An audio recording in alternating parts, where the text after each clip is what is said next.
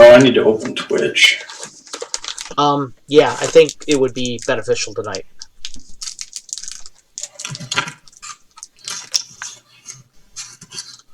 Because we'll have a map of the Tenerum. Yep. Yes, you will have a map of the Tenerum tonight. Okay. There is a lot of Tenerum stuff tonight. And we are live. We are live, and I'm going to take us away from the cut screen right now. I just had the commercial going, so... Yeah, I fortunately don't have to deal with that because I'm the broadcaster, but... yeah. Hey, everybody out there. Carlos A. I'm the Dungeon Master of the first Betrayal campaign. I'm here with my best friend and one of my players, Jeremy Brazil, who, as you can see at the bottom of the screen, is playing Raymar the Wildlight, the champion of the Hellenes. Hey, Mark, it's good to see you. For those of you guys who didn't get a chance to see the last couple episodes, Raymar has gained in level a couple times, and he is now a 5th level fighter. He is probably going to make his move over to... is going to be making some decisions about his class soon. Well, him and I have talked about that a little bit offline, but we're going to see how that develops organically in the game. Yeah. Without too much further ado, I'm going to begin our session. As you can see right now on your map, Jeremy, that you're looking at, I've got you in your room over there where you are with, this is Dimitros' old room. It's you there in the middle of the screen, and Monty's curled up in the corner of the room. And yes, those icons are to scale at this point. You've been after your ordeal downstairs with the forge. I've moved you back to this room, in particular. You're there with Sister Aramina. Aramina, as you remember, was there as well. Yeah. The two monks of Zanye, Brother Karak and Brother Jonas, have been keeping a vigil over her all night long. Monty is kind of curled up at the end of the bed, and just kind of keeping an eye out there too. You get the impression that Monty has grown in intellect to the point where she is making her... she's able to make connections between packs that aren't hers, like other social groups. For example, she'll know that she knows that you in particular have other packs that don't include her. So that's interesting. So please let me know what you want to do. What Raymar's going to be up to tonight. This is my... I'm just looking at the map here. Of course. Is that Dimitros' room? It is Dimitros' room. Okay, so it's my room. Okay. I just haven't seen the map in a while. Long time. Okay, let me... one of my objectives was to, in the last episode, to get Norik and Brother Croc, Brother Jonas. Is it Jonas or Jonas? It's Jonas. It's a German J. It's kind of a rolled J. Yeah, I got you. I wanted to get the forge started in that crypt area. Okay. In addition to that, I wanted to get my library, my collection of books and notebooks and journals moved down to where all the books that we just discovered are in that area of the temple. As you go ahead and Brother Karak and Brother Jonas really don't want to leave the side too much of Sister Aramina. They kind of look to her as their leader, just subordinate to you, at least their leader in terms of Zanye's faith. Brother Karak and Brother Jonas have had a lot of discussions, however, over the last 24 hours that Sister Aramina's back, and you've heard a lot of it because you've been coming and going out of the room. It's discussions about what Brother Jonas is going to tell her about his faith when she comes back to consciousness. Yeah. As you know, Brother Jonas has undergone death and resurrection in the temple. and the resurrection was accomplished by the hand of Hades and Persephone, rather than by the hand of, or at least so you would suspect, rather than Zanye. And he's changed his faith. Consequently, it's been kind of a strange situation. So they've been talking about that a lot.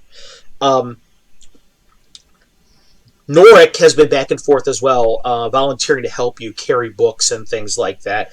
A couple of the gnolls every once in a while have peeked in, just kind of see what you're doing, kind of trying to figure out.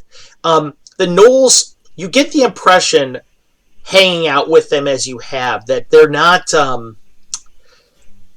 they don't really know quite what to make of this whole thing still. And in particular, they don't know, they don't understand friendship very well, okay? As you know. So as a result, they're kind of doing that thing where they're just kind of seeing what you're going to do, how you react, how you relate to what they perceive as your pack members. Okay. It's kind of one of those deals, but there's been a major, in the last 24 hours, there's been actually a major change in that. And the change has been, as you have gone ahead and started to move books, the Cackles to Ghosts, their shaman of this small Gnollish tribe, approached you, and he offered to help as well. Okay. And once he did that, Iluka, who is the daughter of the Carrion Queen, also decided that she would help as well.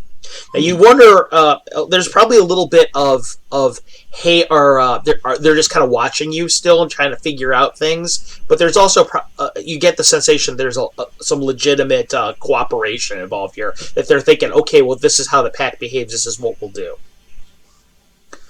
So they've been helping you carry stuff down back and forth.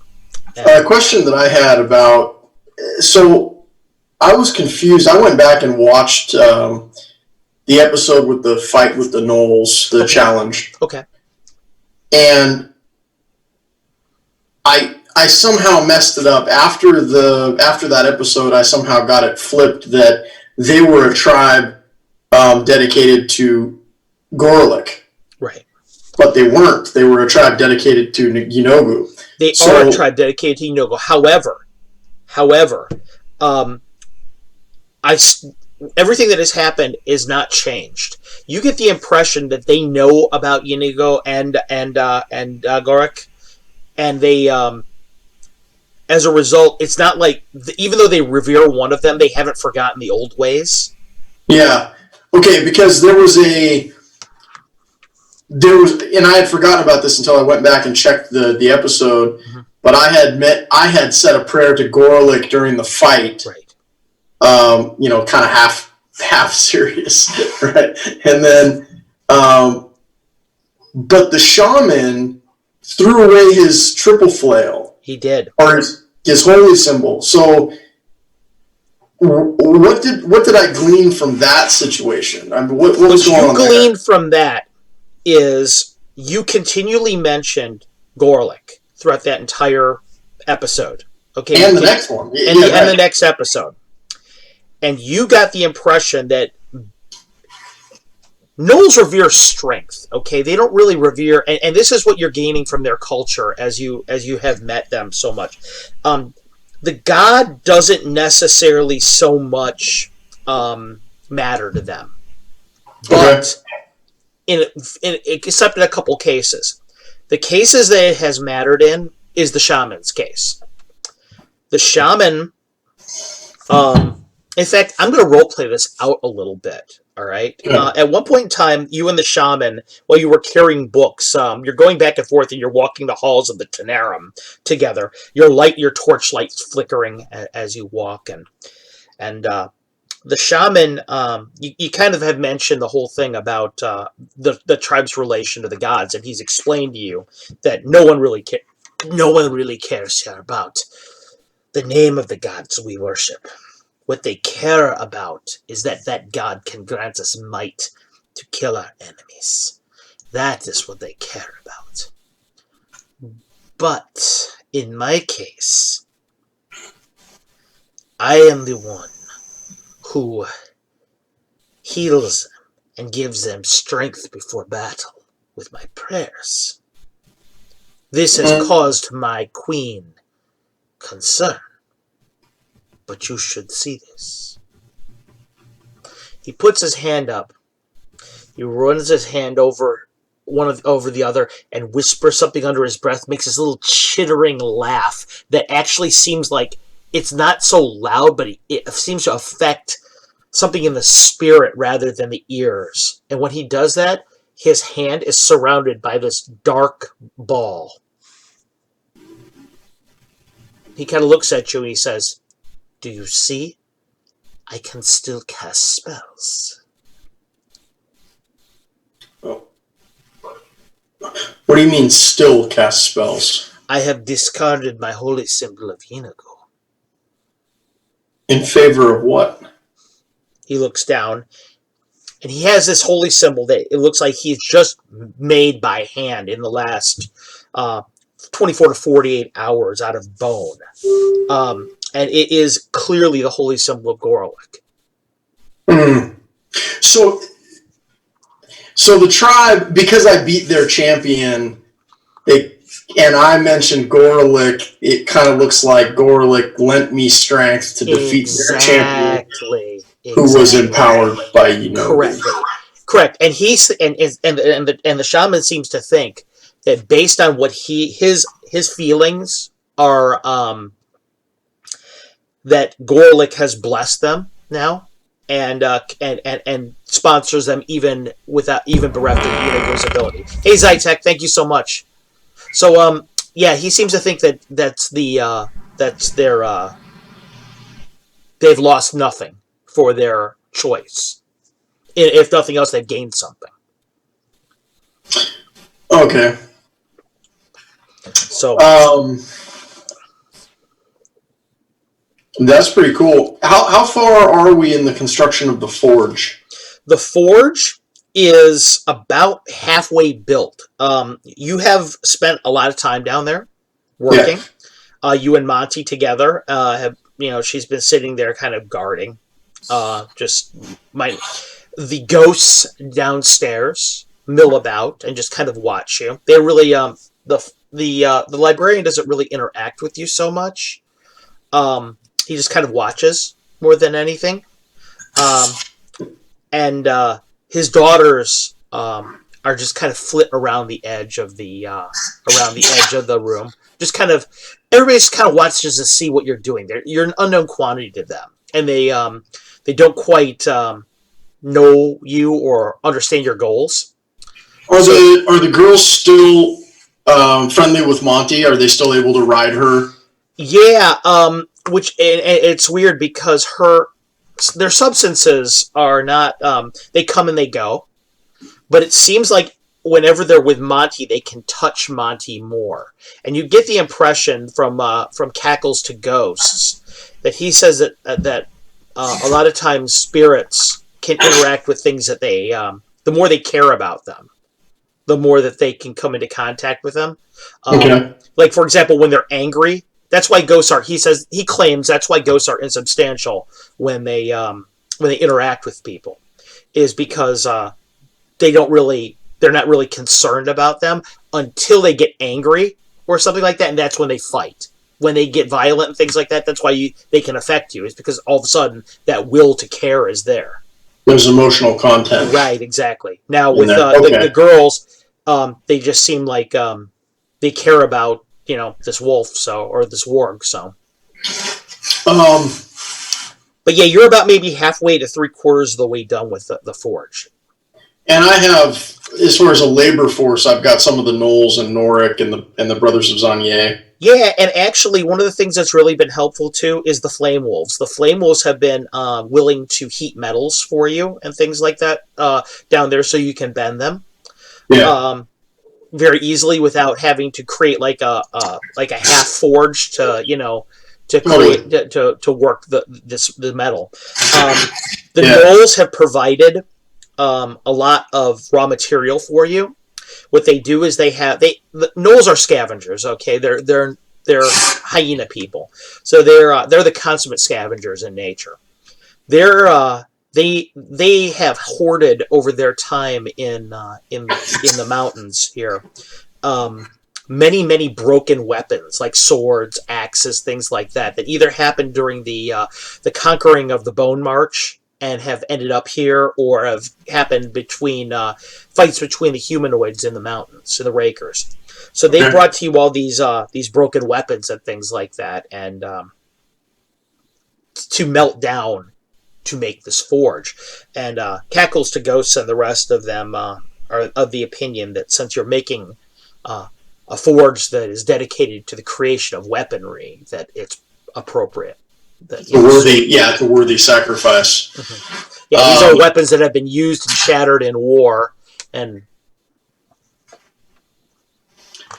I'm going to encourage Brother Karak and Brother Jonas to take Sister Automina to the shrine of Zanye that I've built in the temple. Okay. And allow her the opportunity to lead them in a prayer.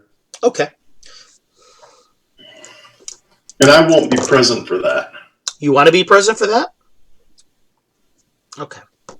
No, I don't think there's any reason for me to interrupt that, and I have so many other things to do. Okay. So you go ahead, you let them know to do that, and they go ahead and they do that. Another thing that's happened sort of in between sessions a little bit is Asperian has spoken with you a few more times, kind of refining style, talking about things to do when, how to deal with people that get to your side and things like that, unexpected flanks. So that's come out based on the confrontation you had the other day with Agrias. He's just kind of helping you refine your style a little bit. Okay.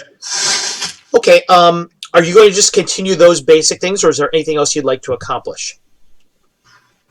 Well, I wanted to discuss with the Queen what her objectives were for countering the other tribe, and what she could tell me about the other tribe. Okay. When you get with her, and her name is Virthas, the Carrion Queen. Virthas has told you that the group that the other tribe that they've confronted. In fact, I'm going to role play this out because it's probably better that way. Where do you want to have this conversation?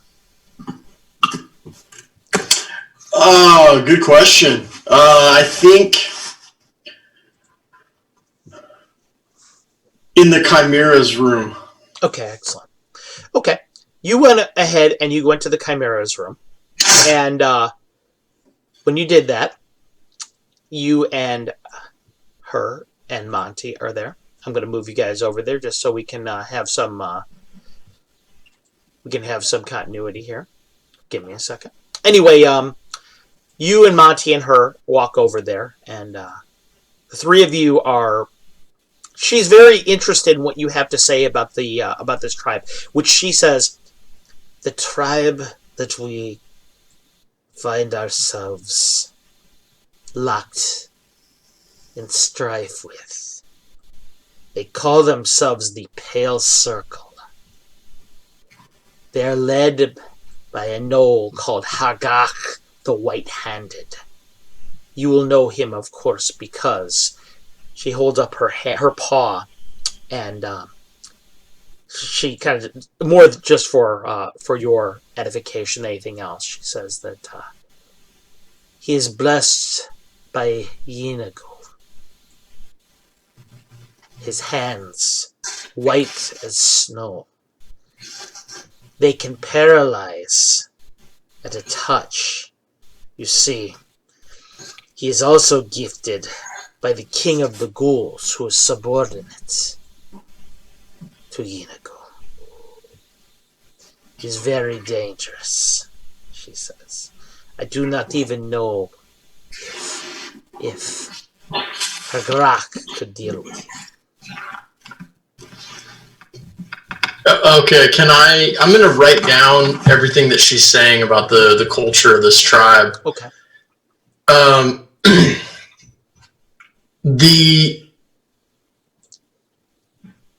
So the paralysis effect is only the tribal leader. Right. That is correct. That is correct. And he's also blessed by ghouls. Does that mean that he has the abilities of ghouls, or he has ghoul followers? His shaman is known to comport with the dead. And so, yes, they are known to have many of their fallen, many of our fallen, have joined their cause. Oh, that is a problem. It is how they were able to overcome us. Waves upon waves upon waves of them came, she says. But she kind of smiles, almost like a smirk, and with it comes this little chitter of a giggle out of her mouth. But our tribe is strong now, with you and Agrias and your wolves. Even the soft little one with the red fur. All of you bring strength to us. She nods.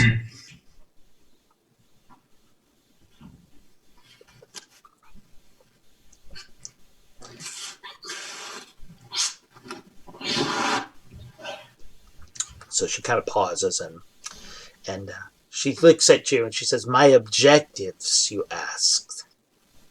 My objectives are to grow numerous and powerful. So this can never happen again. We will be the strongest of all in the mountains." Another giggle out of her mouth. "We will kill every single one of them. Every one of them. And we will dance and we will drink grava on their graves." Another little giggle.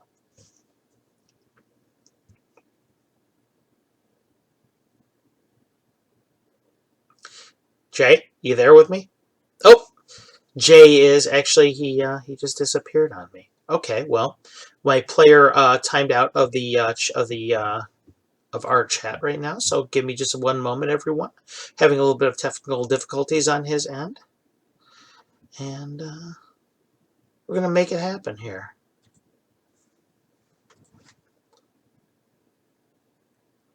Looks like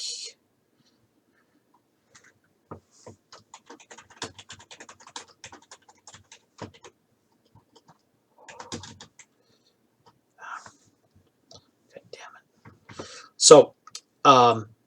For those of you watching right now, having a little bit of technical difficulty with my player, forgive me. We'll have him back in just a moment here. In the meantime, I will explain to you guys a little bit about what's going on right now with our with the game that you guys might not have seen so far. And I will do that once I put myself back on screen. It's a little bit of unexpected here. What we've got here is Jeremy, our player anyway, is playing a fighter bard right now, and as a consequence of his background here, we've got he's very interested in lore, and he's very interested in history. And what's happened with him has been he came across this temple in the Rakers Mountains to the south of Radek, and in the Rakers Mountains he found he managed to find a fallen temple. This temple, as he discovered, was it's consecrated to the worship of the gods of the Greeks, Hades and Persephone, to be exact. And as Hades and Persephone are, this caused him great interest, because these are not known gods in Oerth in the World of Greyhawk. Consequently, he's done a lot of research on them, and what he's discovered is the followers of Hades and Persephone left Greece, and they were stealing a helm consecrated to Apollo. Much happened as they were fleeing. They were thrown through a portal, possibly caused by Poseidon, possibly caused by Apollo, and swept into Earth. They made this temple here in the Rakers Mountains. When they landed, they reappeared in the middle of the Solnor, made the rest of the journey to land to eastern Eric, and they established this temple. This is the one that Jeremy has found. Now, he has found that the temple is inhabited by many spirits, the ghosts of some of these Greeks that created it. Jeremy, as a bard, is interested in restoring this place and bringing it back to its glory. Well, as he has done this, our other players that are in the other parts of the game world, they have discovered that the gods of Greyhawk are not at all pleased by this development, because they realize that this constitutes, now that they're glorifying this temple here, the eyes of the Greek gods, the pantheon of the Greeks are upon Oerth. And nobody wants any of the gods, whether they be good gods, evil gods, whatever. They don't want a new pantheon of gods coming, usurping their followers and making them, and kind of marginalizing them. So it's one of those situations where it's Jeremy, or Rainmar, his character, has found himself in a very bad position in which he's doing this. He's compelled by his love of lore and of history and things like that to continue on and glorify the names of the Greek gods. But by the same token, he's not even really aware that the gods of the Greeks are doing this to him. So yeah, it's been a really weird situation for him. I've just gotten word from my player Jeremy that he's doing his best to get back online. We're gonna have the show back for you here in no time. He's working hard to get his connection back. Some kind of technical difficulty. Jeremy's on the West Coast, and as you guys know, what's going on over there right now, there's a lot of difficulty right now with with the fires and things like that. So this is not unexpected. So thanks for putting up with us.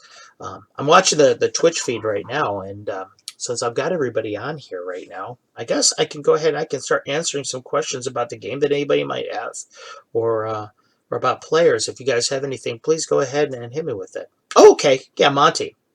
Mark. Monty, when the very first couple episodes of the game, the adventure started in a place in Radek on the coast of Radek, at the lapping shores of the Solnor, called Caverix Cove. Now, Caverix Cove was originally a pirate hideout. Oh, there he is. There he is. It was a pirate hideout. And the pirate hideout, there he is. Hey, what's up, Jeremy? Hey, are we having fun yet? Yeah, we're having fun. We were having a lot of fun. Just give me one moment to go ahead and format screens. While we're doing that, I'm going to finish answering Mark's question. So I killed the Knoll Queen, is what you're telling me. You killed the Knoll Queen, and you just underwent your own apotheosis to being a god of the Knoll. So congratulations. To answer your question, Mark, Monty, apparently the mercenary guild, guy who runs a mercenary guild in this Caverix Cove, he adopts old war dogs that were lost in the conflict in southern Radek and over in the Bone March. Well, he's been giving these war dogs over to a member of the in Caverix Cove, their blacksmith, and Jeremy was interested in adopting one of the war dogs, and he did. And he thought about the war dog and the war dogs that Jeremy might be most interested in getting. And he's like, well, you know what? I've got this one. He goes, she's kind of got a weird temperament. None of the other dogs like her. Maybe you can take her. She was just this little puppy, and Jeremy adopted her. And it turns out that the reason why the other dogs didn't like her is because she was actually a warg cub, not a wolf. So as Jeremy has gone ahead and continued to feed her and care for her and nurture her, he's discovered that that this pup is become bigger and bigger and bigger, and now she's actually a legitimate animal companion, a weapon in his arsenal. She's very, very tough. So, okay, Jeremy, you're back, and we had a question from the crowd about Monty while you were gone, so I just wanted to answer that. When we last left you, what was the last thing you heard me say? What did you say? I was probably talking about the white-handed one. Yeah. She was saying what her objectives were. Yeah, so I got as far as that there was a host of undead. Mm-hmm. Then sometimes we were facing our own people in the form of ghouls. Right. And blah, blah, blah. So what's our... she says her objective is our tribe will become numerous once more.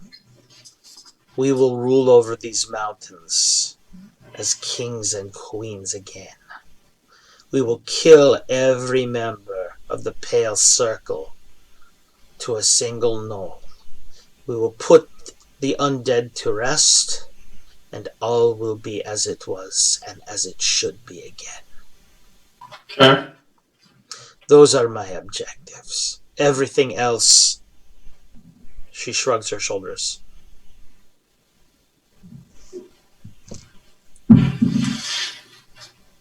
So what are you going to say to that? Well, I mean, for starters, what was your plan for overtaking a massive tribe full of gnolls and ghouls blessed by Inogu? I mean, what was your plan? What other than die to the last man, what was your approach going to be? After we were attacked, which was not long before you came, we were deciding what we would do. We had not come with an answer, and so I asked cackles to ghosts to speak to our gods and the spirits. They delivered us you. I see. Well, based on what you know about the Pale Circle, how long until they attack again? They have probably already attacked our old den. Okay. She says. And found that you're not there. They will probably track us to this place soon. Well, that would be ideal. This is why I have had my gnolls at the front of the temple, where the stairs come down. It is not because I do not trust you to come and go. It is because they are watching over it to make sure that we are not interrupted in our new lair.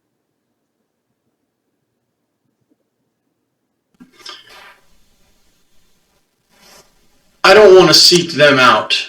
I want to bait them to come here and attack us. She nods.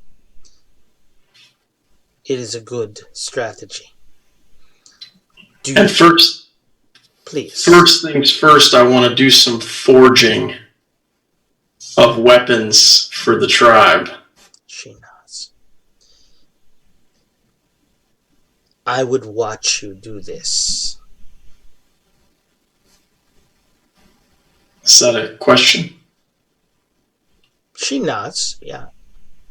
Yeah. We'll see. First, we need to finish the forge. Okay. She nods again. My gnolls, I will have them make many traps in the stairway. We will tell your people we will tell our fellow members of our tribe where they are located, yeah? Well, I want traps made outside on approach as well. Again, a little bit of a chitter from her laughter. Okay. We will do this. Yeah. You can almost tell when she does that, she's imagining the trap and imagining people dying in it. That's fantastic. So the Tenerum, the Tenerum was buried over time in this. What happens if we dig it out? She thinks to herself. Or are you asking me, or are you asking the carrier? I'm asking you. I'm not asking her anything. I'm telling her. Well, it would take you a monumental effort to do that. For sure. It would take. It would probably require magic to do that. For sure. It's hard to say. I know this: the gods aren't happy with you right now. You think they're going to be happy with that? Well, I'm sort of playing with the idea of leaving it buried because it's easier to fortify. Right. And there's also, to be honest with you, there's also something appropriate about a god of the netherworld being underground.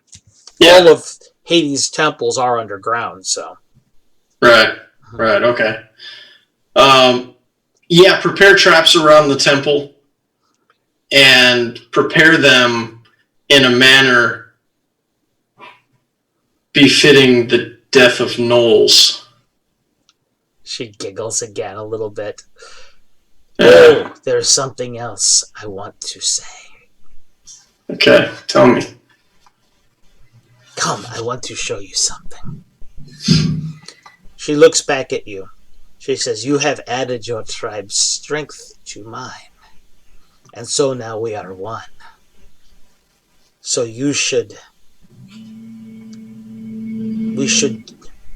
there is a way to do these things. She's walking back through the temple with you. Okay. Monty's following you. She walks through the main part of the temple. The gnolls are there with their bows, and they kind of see her, and they don't look at her. They don't look at you either, you notice. They don't want to make eye contact. She walks up the stairs with you and Monty. And you go outside. Probably about maybe 45 feet outside, you see kind of this disturbed ground. Okay. And she goes over to the disturbed ground. She says, come. Giggling a little bit. She gets down on her knees and starts to dig the ground away. My hunters found this the other day. I told them to save it for you and I. She opens up. You see this kind of clay jug underneath there. And as she goes, you see this rotting hand holding it. And she keeps digging out more and more, giggling as she digs it out more and more.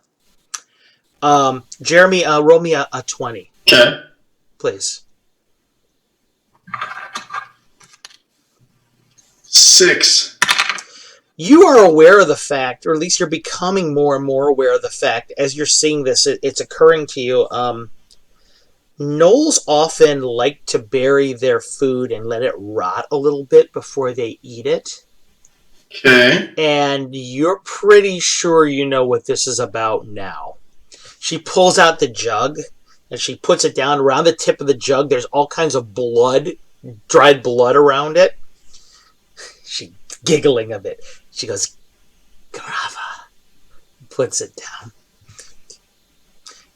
She starts unearthing this body, and it's half rotted. The smell is overwhelming. It would be totally unbearable if it weren't for the fact that it was so cold here in the mountains right now in the upper part of the Rakers here.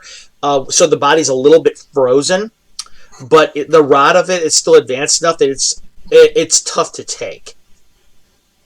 She starts to reach into the body and start to kind of with her nails. She's ripping out flesh a bit, and until she kind of rips off a 3 set of ribs. You hear this crack in her hand. She hands them over to you. You're my friend. I accept him and I say thank you. That's fantastic. She puts the jug between the two of you, pops it open. There's this thick, kind of a awful liquid inside of it. And you're well aware it is the blood and whatever they could get in a liquefied state out of the body. Okay. And she's pulling out reaches in deeper. You see her withdraw half of a kidney. She cuts it open with her talons and puts it on the ground between you, like giving you some of it and her some of it. And she says, "It falls to the alpha, the pack, to eat first. But if I am a queen, then you are a king. And so we should dine together." She smiles, big and wide, toothy. Her fang is glistening in the day.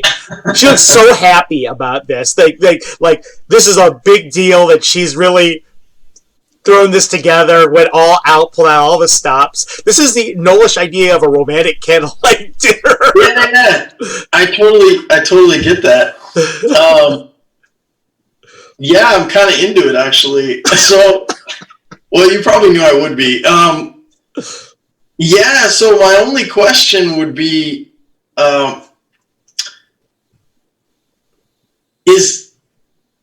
I have the instinct that the food will make me sick? Make me a 20. Because I'm a half-breed. Make me a 20. Yeah. 5. Your whole life, you've had a really, really strong stomach.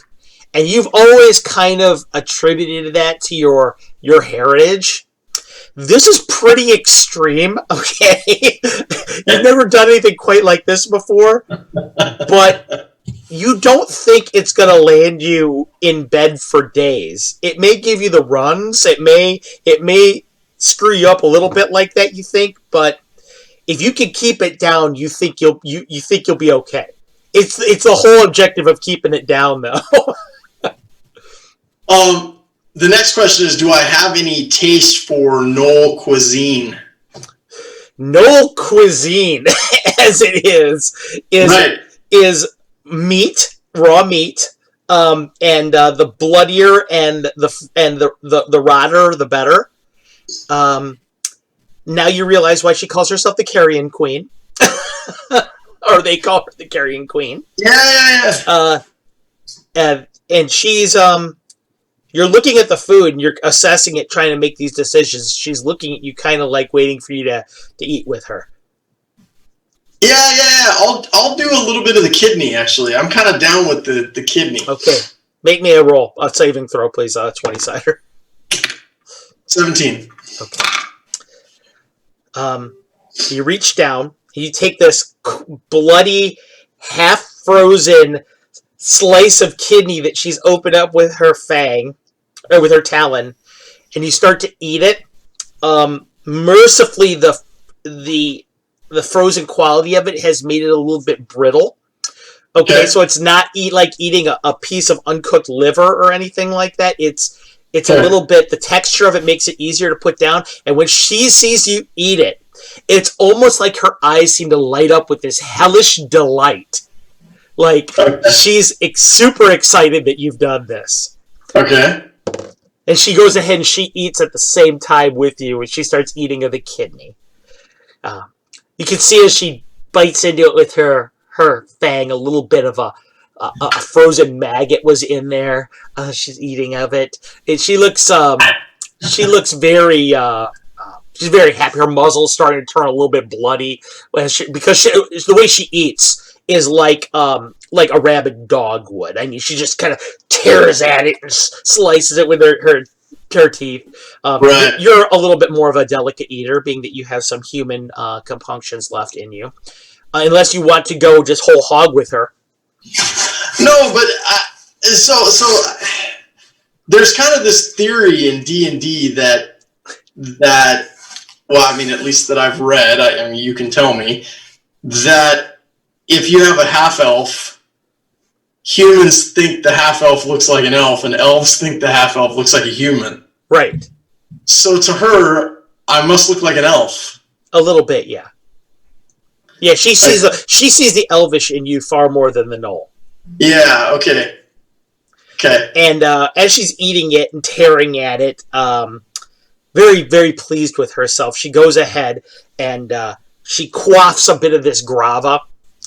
And as she does it, she pulls it back, You can see a bit on her muzzle, all the blood starting to stain her black muzzle, a bit of the chunks of rotting meat, and who knows what. It looks like might have been some kind of like viscera from an eye or something like that was floating atop it, stuck in her muzzle. She hands it over to you. She goes, drink. She goes, it'll catch in your throat otherwise.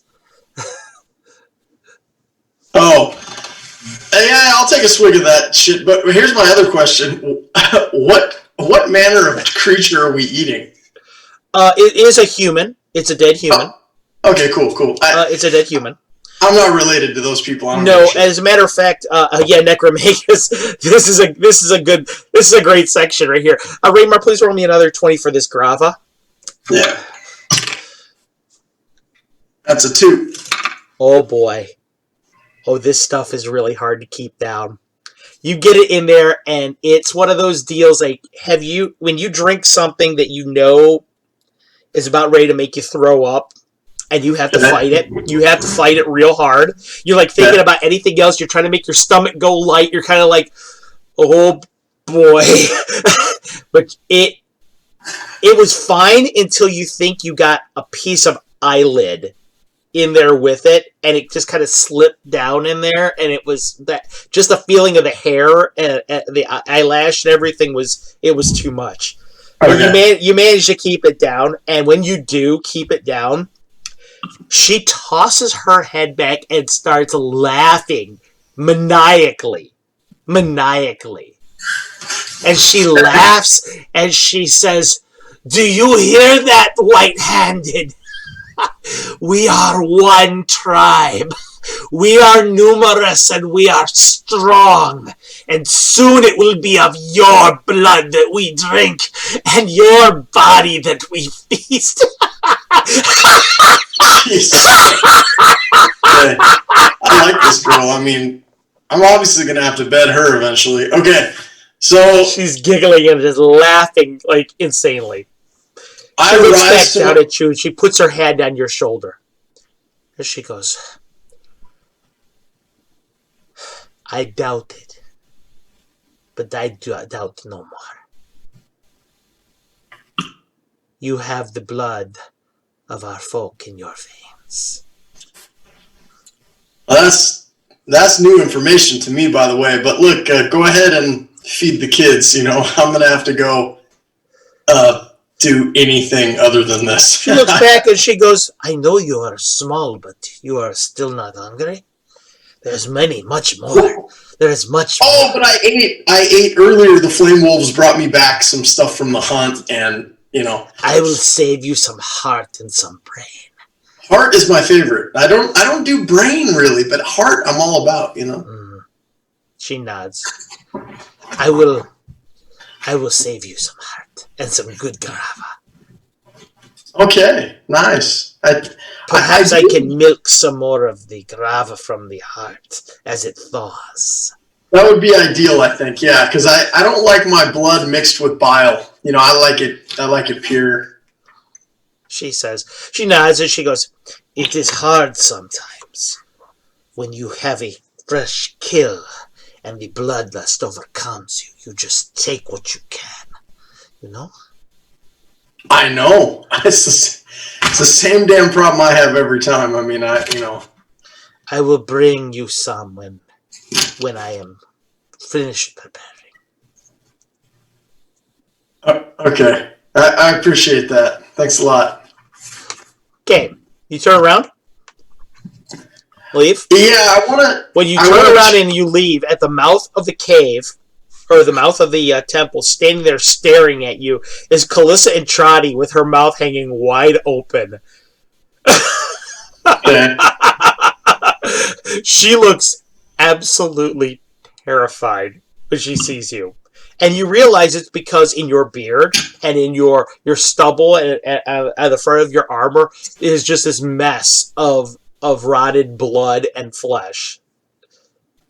I look at her, dead serious, and I say, we have to seal the mouth of the temple before sunrise. I've been turned into a vampire.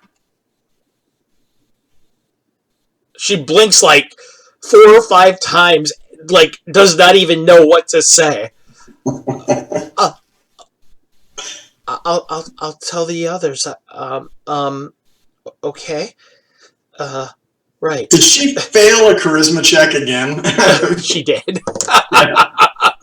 Okay. I look at her and I'm like, hey, I'm joking. Right. Yeah. I kind of knew. Yeah. I just didn't know what to say. Did you really do what I think you just did? Looks up and down at you. Man's got to eat, you know? I mean, God, my stomach.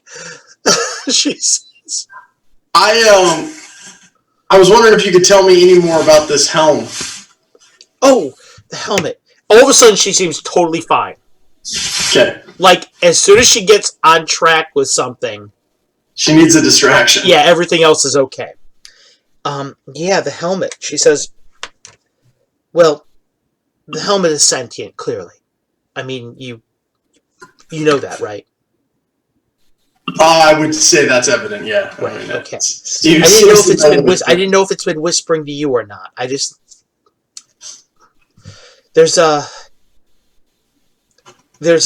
inherent ability in this to enhance its wearer's ability to produce works of art. But I'm sure you found that out too. But mostly this helmet, she says as she taps it a couple times. My research into it, which there's nothing been written about it, obviously. It comes from another world, but so it's everything I have here is anecdotal.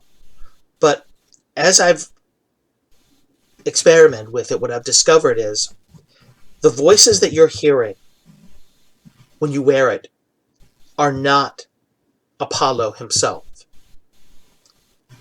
These are the voices of Apollo's champions that have worn this throughout the ages.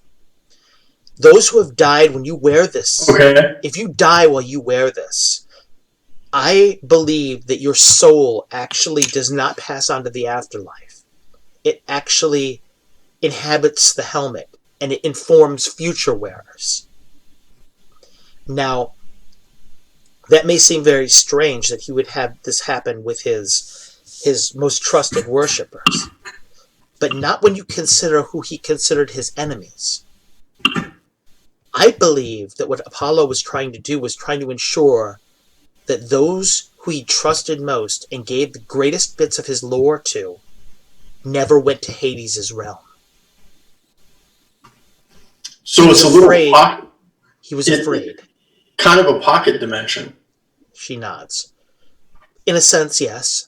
I haven't found a way yet to compel these spirits. I think it might be beyond my magical power. But there are spells that can compel spirits to servitude. If we could do that with the helmet, I think that perhaps we might have a way to force answers out of them rather than it kind of telling you whatever it wants to. Maybe we could gain some kind of control over it. Okay, and what can you tell me about this shield?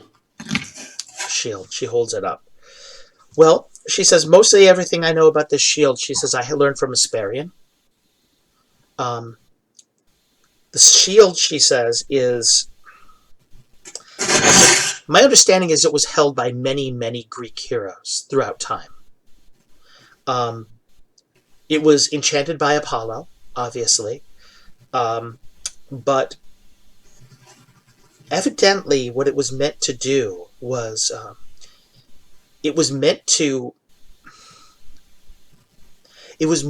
stave off the enemies of Apollo. It was meant to stave off the darkness. It was meant to stave off what he considered to be inimical to his plans and goals. But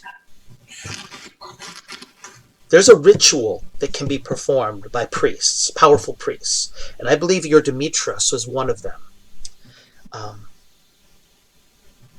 I hate to use this word, but I suppose I will. I believe the shield has been corrupted by the priesthood of Ares.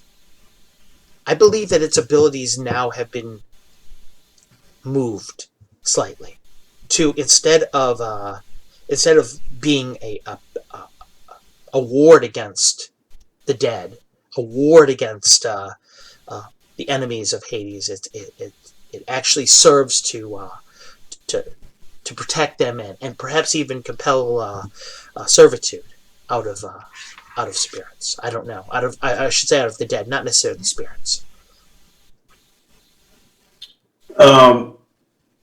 Okay. And how do I activate its magic? Because I've used the shield in combat, but never been able to activate the magic.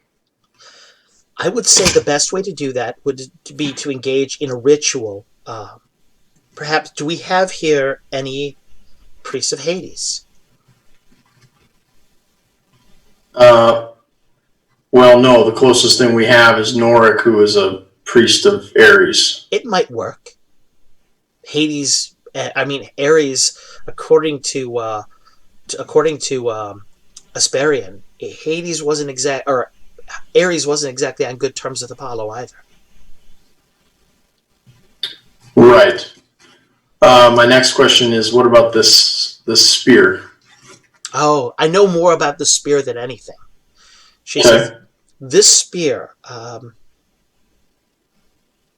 have a theory about this spear, but we'll have to prove it out at the forge. And Okay. you have to take a risk with it. Are you willing to do that? Sure, I guess, yeah. So you and Calissa are walking downstairs. Monty's jauntily walking at your side. Just hell happy. Monty keeps licking at your face, by the way, getting off the blood and the vitae. Of course. Calissa changes the subject immediately to discussions on magic and lore, so that she can think of anything else as you walk downstairs. But eventually you find yourselves in the forge area. Okay. She looks at it. The whole area is in that weird, unlight, flickering kind of purple darkness created by the black fire. She says, I want you to immerse the tip of the spear in the black fire. I just flip it over and put the... No hesitation. Okay. You do that. And as you do that, you feel something cold starting to run up the length of the spear. It's starting to feel like you can feel it in your arm a little bit, all the way up to your elbow. Notably, the spear is not catching a fire. The tip of it is now ablaze. But the rest of it is not catching flame. Okay, I take it out of the fire and examine it. Yeah, you examine it. The tip of the blade is now gone utterly black. It has it is cool to the touch. Very cool to the touch. But not, it's like black fire itself in that when you touch it, it doesn't chill the flesh. It seems to chill something deeper. She says, I believe this spear was also corrupted. And I believe the power of the underworld resides within it. What I've tried to do is try to stoke its magic back to life with black fire. Negative energy resonating within it. If we could find the command word to this spear, I believe that you could cause this thing to burst into black fire at the tip at a command. Is the librarian there? Yeah, the librarian's there. He kind of as soon as she says find the command word, he's looking over his shoulder. He already knows what's coming. He turns around and starts to walk over. So obviously I address him and I say, hey, any chance you know which one of these books has the command word? He smiles. I do. Any chance you want to tell me? He chuckles slightly. He says, of course, chosen of Hades. Follow me. He turns around and starts to walk through the stacks. I follow as bid. As I mentioned, there's the full bottom level of this is all the crypts, okay? And he comes over and he takes a ladder. And he points at the ladder to you. And he says, move the ladder here. Okay. It's kind of in between two of the crypts. And you walk up this ancient wooden ladder that feels like it could break under your weight any second, but it never does. That right there. The black spine one. Okay. I'll pull it off the shelf. The book is written in the hand of a warrior he called himself Bellerophon at one point in time. All right. And you start to read through the book, and the book is a journal, and it talks about his different adventures. And one of them he mentions fighting a warrior that was of utmost skill and power, and he wielded a spear that he could command to burst into a flame at a command, and when the flame would strike you, it would burn the soul, not the flesh. And he said that the word that he heard as when it came to ignite the weapon was Abraxas, he says. Abraxas, okay.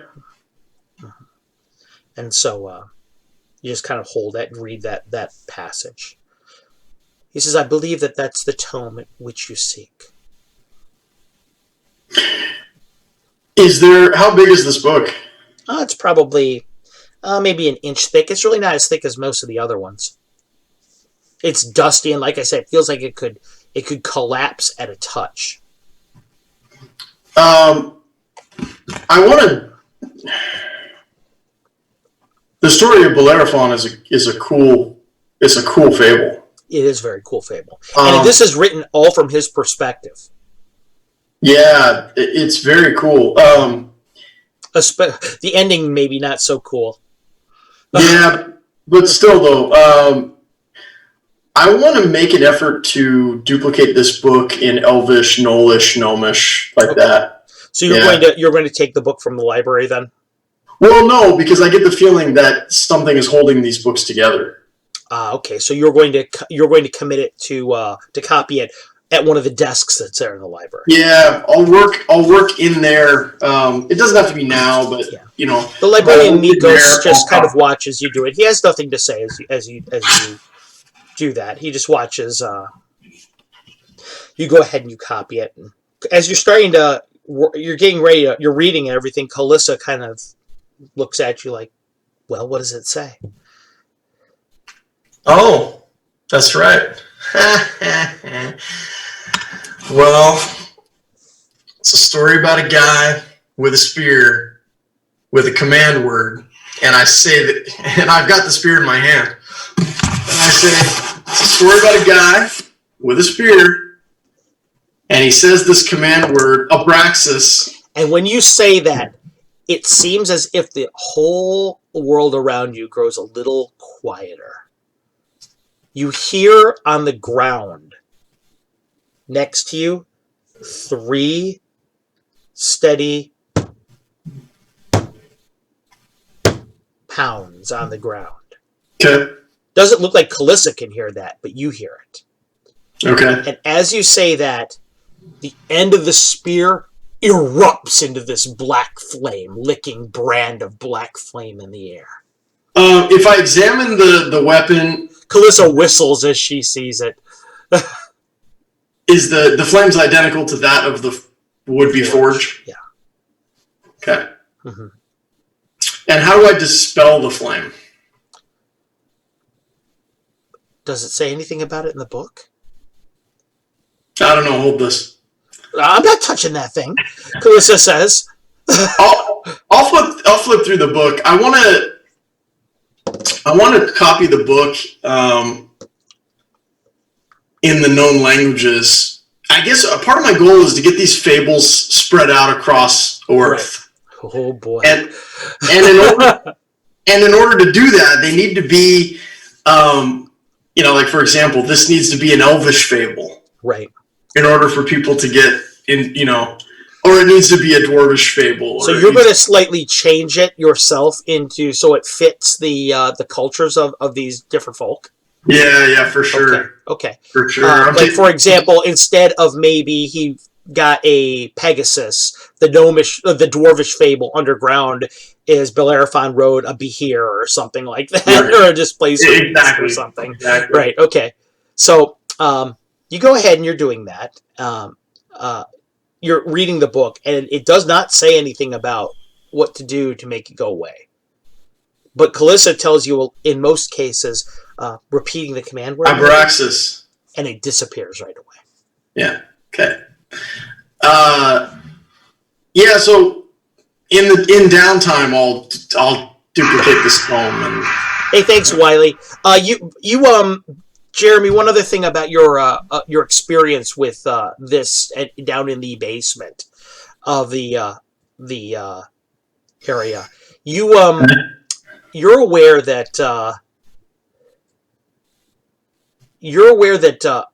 even though Calissa and Trotty did not see that person, hear that sound, it was clear to you that Mikos did. The librarian did hear it. Did the sounds, was it footsteps? No, it was like a pounding. It was like somebody taking their hands and literally pounding on the ground 3 times. I asked him about it. Mikos, what is the 3 knocks about? He nods. This was the common way in which a prayer to Hades was spoken. Pounding on the ground 3 times. By that you would rouse his attention in the underworld. You are not to pound with violence, though. By pounding with violence, you disrespect Gaia. Disrespect the world. But by pounding on the ground forcefully, but not in a way to hurt her, this is how we would rouse Hades' attention. Okay. He says, I hear this, as do my daughters, because we are the dead. Thank you. Is it safe for the books to leave the library? No. He says, you are wise to copy these books, as you do. This is why I say nothing. Hey, Blue Box, thanks for the raid, brother. This is why I say nothing. I watch you copy the books, and I see the wisdom in your choices. Zachar, thanks. I see the wisdom in your choices. These are what is important to me. We preserve the knowledge. He nods. You know you have a great weapon in your hands. This is the most potent artifact known to our temple. The spear of Bellerophon? Bellerophon did not wield this. I spit on Bellerophon's name. He was a coward that killed so many of his subjects. He says. His fate, thanks for the raid, everybody, I really appreciate it. His fate was earned. The fate that the gods granted him. To be disgraced and forgotten and left only in these books. No, this is now the spear of Rainmara, the wild light, champion of the Hellenes, champion of Hades. That name I would give greater respect than Bellerophon. You know what, Mikos? I think you and I are just going to get along so well. This is really working, dude. So this is really working. Mikos, what can you tell me about this shield on my back? The shield also holds sway over the dead. It was changed in character by our high priest Demetrius. and given to Asperium to wield in defense of our temple. This shield marks you as one who holds dominion over the dead. Therefore, those who have passed that would dare cross purposes with you, he snickers a bit. Let them try. Let them try. Okay. And that was what I took out of the room, right? The sandals. Yep. Mm-hmm. Yeah, and he gave me the spear, but I had the sandals. He gave you the spear. Mm-hmm. Well, of course he gave you the spear because that's what he had. Well, yeah. And that's what I was learning. So. Right, exactly. So you have these weapons in your hand and you have this defense in your hand. And he looks at you and he says, now you look like a proper champion. He looked at the spear with the smoke still rising off of it. And the spear tip is now black? Is dead black. A jet black. Like it's made out of obsidian. Okay. I write the copy that I'm putting together for the story of Bellerophon is in Seldarine Elvish. Oh boy. You go ahead, you're starting to write all these things. Yeah. You're hearing footsteps coming down the stairs towards you. I flip the spear around, turn, point it at the sound, and say Abraxas. This black flame rises into the air, smoking, licking, the smoke rising from it, this choking black, greasy smoke that seems unsubstantial as it gets towards the ceiling. Hey, boss, are you down here? You hear Norik say, he sees you at the door with your spear out, the shield in position. He's, whoa, same side. Sorry, I just came to see if you wanted dinner, that's all. Besides, Sister Armina wants to see you. Okay. Nice spear. He goes, you just make that on that forge thing you're building? What about it? Well, I just wondered if you just made it yourself. That's all. No, I was just heating it up. I had to get it lit. Yeah, I get it. Maybe you could not point that thing at me? Abraxas. Oh, wow. He says and grins. He goes, Miss Andrade, would you stay with me, please? That's pretty cool. I know that. And That's pretty cool. Yeah. So I'm not sure. Okay, so metagame here for a second. Sure.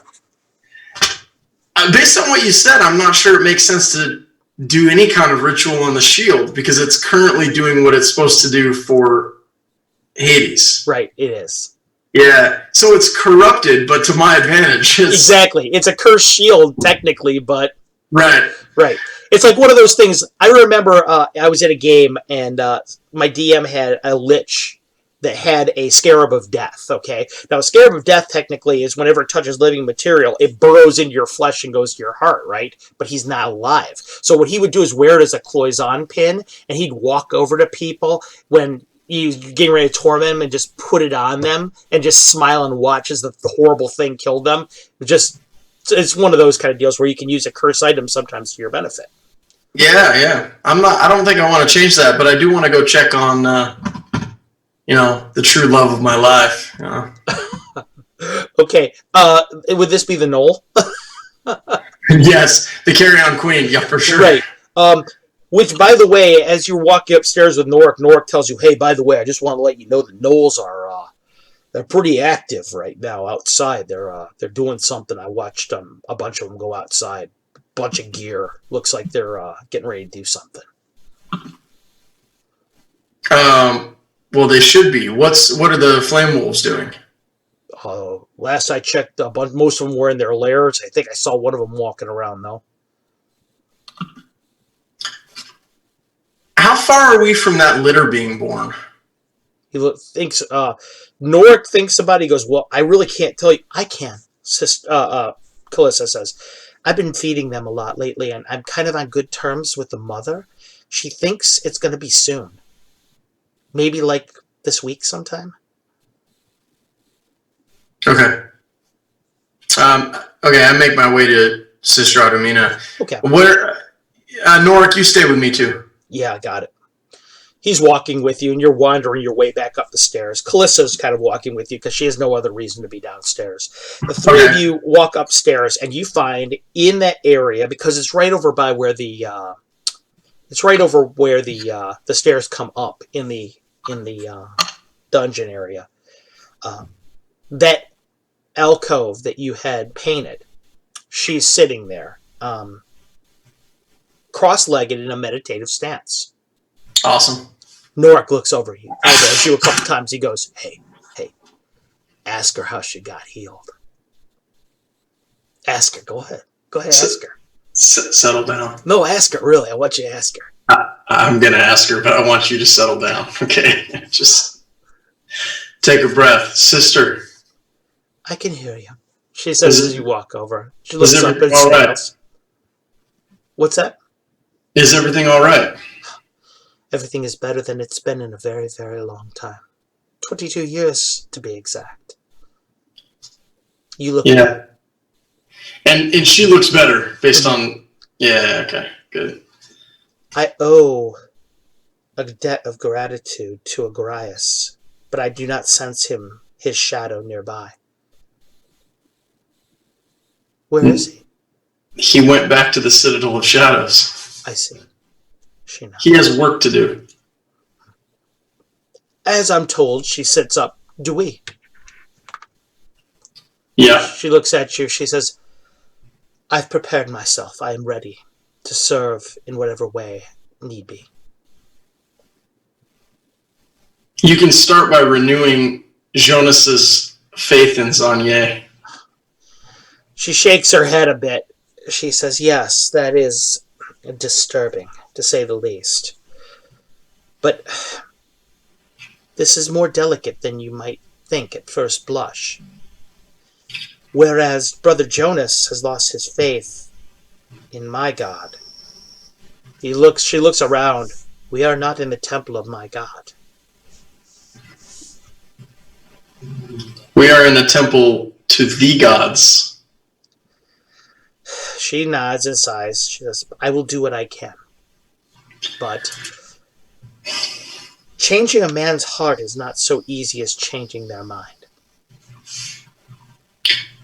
Well, I need a favor from you, sister. And that is? You're going to ask her how she got healed, right? Oh my God. Sister, how did you get healed? Oh, our friend Norik, she says, leans over him. He spent the last few days casting repeatedly spells invested in him by, how did you put it? The spells invested in you by your master Ares. Yeah. Yeah, so, check it out, right? Because I got that spell down. I figured it out. Let's not forget the most important thing here. You are Norik the Wildlight. Right, okay. I know I am, but I'm Norik the Wildlight who can cast Cure Light Wounds now. That's pretty neat. Yeah. Okay, that's great. So, sister, would you be so kind as to gather everybody for training in the Chimera's Den? She nods. Turns around and walks away. Norik, gather everyone and bring them to the Chimera's Den. Knowles included? What did I just say? I'm on it. Calissa just kind of... I'll go head over right now. I'll get the Flame Wolves, actually. She says, walks down the hallway. Now, where the fuck is Stinky? Monty's right next to you. Okay. Monty's right next to you. You say that, she kind of looks up at your side. Yeah, actually, she's almost to the point now where she's about, breast high on you, the top of her head. It's a big girl. You ready to fight? Fight, yes. Ready to draw blood. Okay. Get to the Chimera's Den. Okay. All of you eventually, it probably takes about maybe a half hour, get over to the Chimera's den. And the gnolls are there. The Carrion Queen is there. Even Asperian is there. The only people in the temple that are not there is the librarian. Okay. The librarian did not make it. Everybody else is there. Everybody's kind of looking at you, waiting in anticipation to hear what you're going to say. I look at the Carrion Queen and I say, "My queen, you are not required as the others are." She nods. She looks at across all of them. She says to the gnolls, she goes, "Do not embarrass us in front of our new tribe." Turns around and walks away. And her daughter is kind of just looking at you, like waiting to see what you've got in mind. Hagrok is cutting an imposing shoulder behind them all, behind all the gnolls. My tribe. Start with that. Sister Automina will lead the training practice for today as we prepare to defend the temple against the Pale Circle. Some nods around. None of the gnolls even blink. They all just stare at you like it's accepted. Totally accepted. Sister Automina. She walks forward. Please, begin. In the traditional manner? As you would. Very well, then.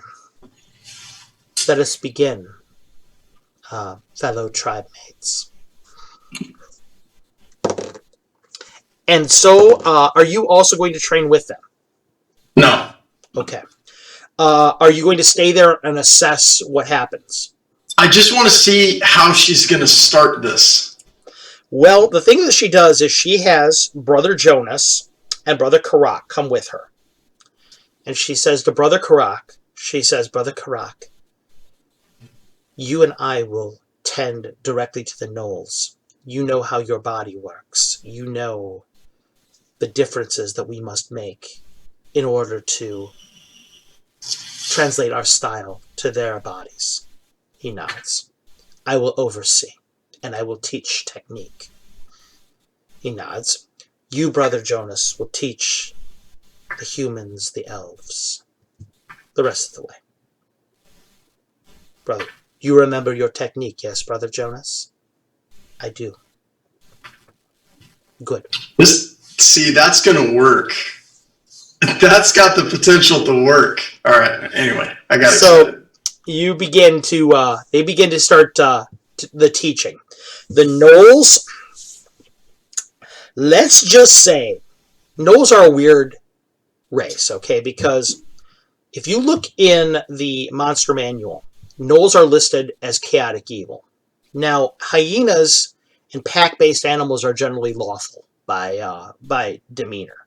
And so they have kind of a stratified society in which there's very defined roles, a very direct lineage, like hyenas do. So in that respect, they're lawful. But in just about every other respect, they're pretty chaotic. They are having a hard time picking up a disciplined style like the one that the sister's teaching them. Until Brother Karak is teaching all these guys, and they're falling all over themselves. They're getting frustrated, whatever. Yeah. Sister Aramina says, "Enough." She looks across. She says, "You," and points over at Karak. At Hagrok. "Come." Everybody kind of clears out to the middle of the floor. She takes her falchions and puts them down.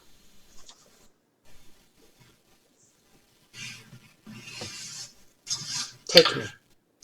Shit. Brother Hagrok looks over at the rest of the gnolls. The daughter nods. He starts to stalk her. He has his glaive in his hand. She's impassive, just kind of circling around.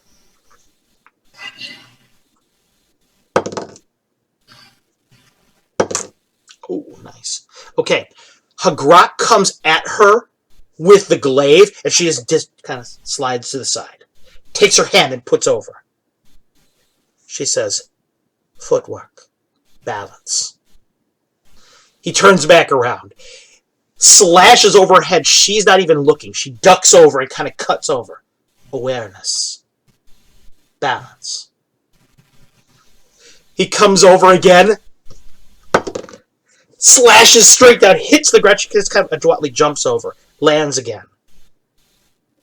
Looks over and smiles. She says, agility, balance.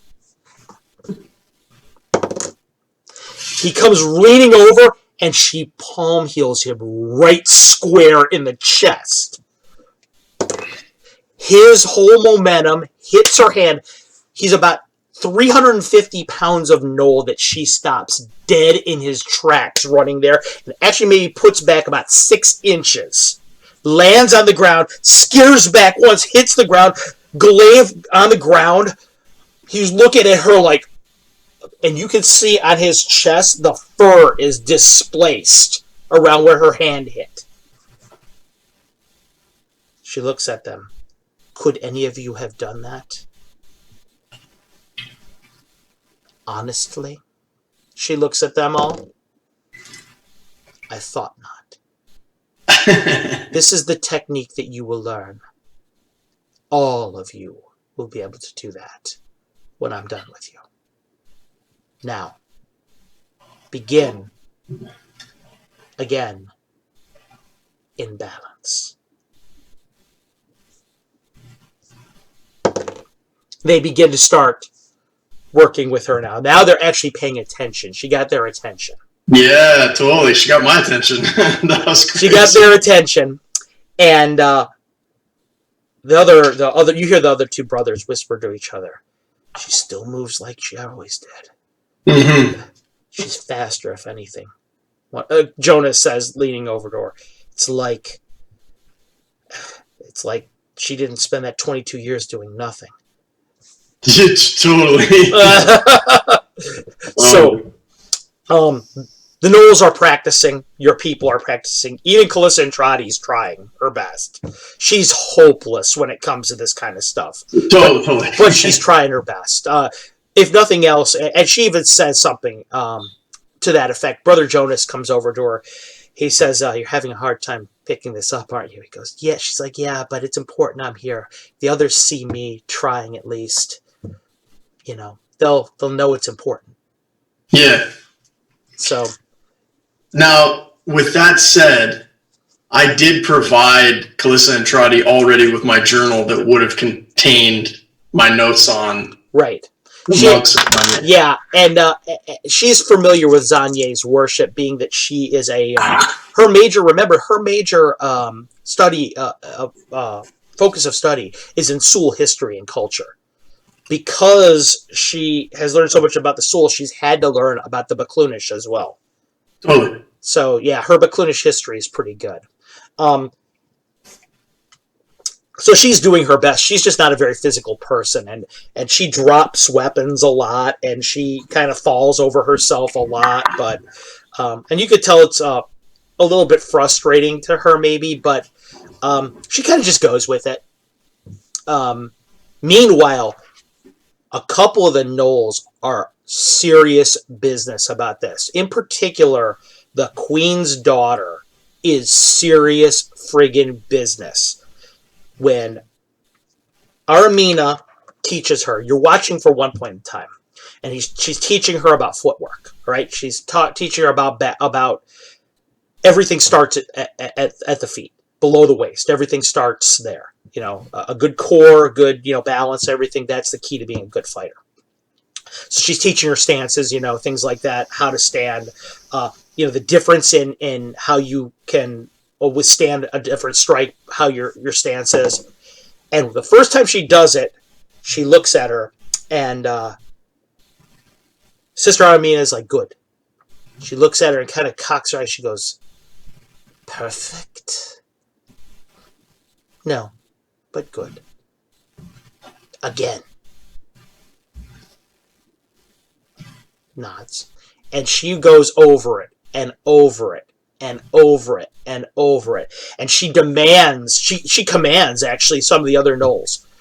Because Sister Armina will be like, this is what you'll do this will put you in a proper position to withstand a punch, for example, or a sword blow. Come here. She goes over to one of them. Thanks, D&D Player 888. We appreciate it. Come, you. Punch me. He hits her. Staggers a bit back. She looks back at her back foot. Her back foot wasn't right. Again. She gets punched like 4 or 5 different times. Until there's actually blood coming out of the corner of her mouth. Until she gets punched and doesn't move even a bit. And then when she does, she starts to giggle. And you hear all the other gnolls make that whippoorwill giggling. That madcap that's echoing around in there. The humans that are in there are kind of looking at it like you can tell it's creeping them out. It affects something primal in you when they do it. But when she does that, and the rest of them see that, something funny happens. The other ones start getting more and more serious, too. It's kind of this domino effect. Before I leave them to it, I say to Sister Armina loud enough so that everybody can hear, when training is complete, the group will assemble at the Shrine of Zanye downstairs for the appropriate Baklunish prayer. And then I walk away. You walk out of there. Monty follows you. You walk out of there, and you get to the main part of the temple, and you see the queen, the carrion queen, is standing in the front of the temple. She's got her bow out. She has a brand new Grecian short sword at her waist and a spear. She had been carrying a flail before. You saw. Okay. She's standing there. She looks up. She's looking out the front. She looks back at you. How goes it?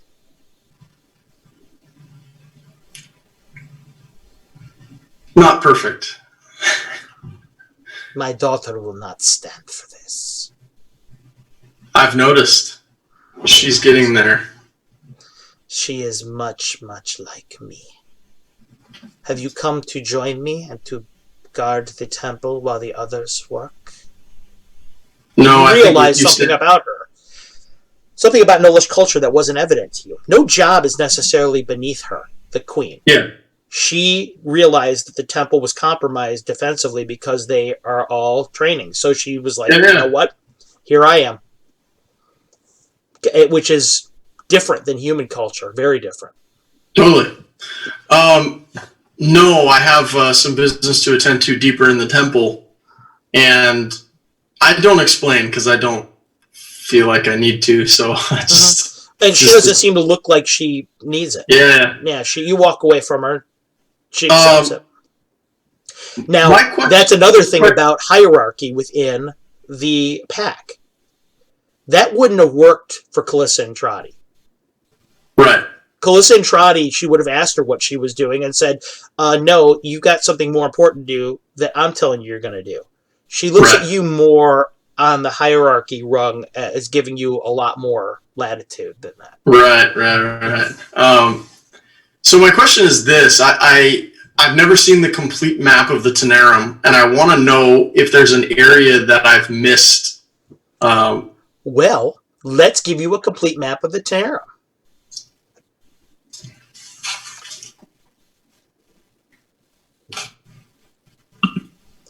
Here is your complete map of the Tenerum. Let's see what we got here. We're going to view this a little bit shorter than this. That is your map of the Tenerum right there, okay? That is the ground floor. The stairs come up. And you'll see where my cursor is right now. That's the colonnaded area, the main area in which you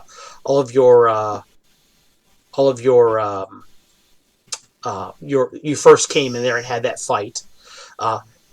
Over here now where my cursor is, that's the area where the Chimera is, where everybody is currently fighting and training. Over here was the Medusa's room, where my cursor is right now as we speak. Okay. Over here now where my cursor is, that... Oh, okay, never mind. And over here, as you'll see over here, this is your room, where help me out here, where Dimitros was. You'll see the stairway down here that goes to the second level. Okay, that's stairway going down. Opposite that, you'll see over here is the stairway that's going up. All right. Asparian's rooms are over in this area, right over here, which is also where you put up temporarily Alta Teresa and Agrias. If we were to go up over here, you'll see where the labyrinth was, where you fought the Minotaur. Okay, that's where all that winding area was, back over in here in the top corner of the room. Over here on the other side, you'll see this is where the Flame Wolves are, right where my cursor is now. This is the, right over here, with this alcove, where my cursor is now, is where Zanier's a mural is that you drew. The top of over here, where this other colonnade, that's the main temple area, where Brother Jonas was resurrected. Okay? And that is your main floor of the Tenerum. Okay? Now I'm going to go down a level. Okay? Down one level. If you were to go down one level, this is what you would see.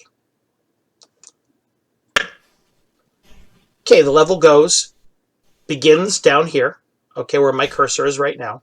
And as you remember, those are all those alcoves in which you saw the different, that's where the area, the shrine to Hermes was, okay? Now there's another stairway down there at the bottom that goes even further down, deeper into the temple. And that will lead you to this area. This is the area in which you followed the area all the way down to its conclusion, okay? Right where my hand is, right where the cursor is right now, and that's where the secret door was that led all the way to the library, okay? Finally, if you were to go up the other stairway that I pointed out over by Asparian's rooms, this is where the grand temple to all the other gods was, okay? That's where you met Hecate at, and it is right over there.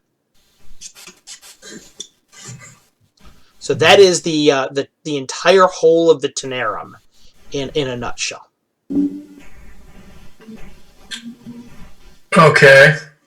So there is no area that I haven't seen yet. There is no area that you have not seen. You are of the opinion, especially based on what the librarian Mikos said, that when he said this was the bottom, you think that you have now seen everything. Okay. Which stands to reason that the temple to Hades would be at the absolute bottom. All their learning would be at the absolute bottom. It's closest to the underworld symbolically. Makes sense. Okay.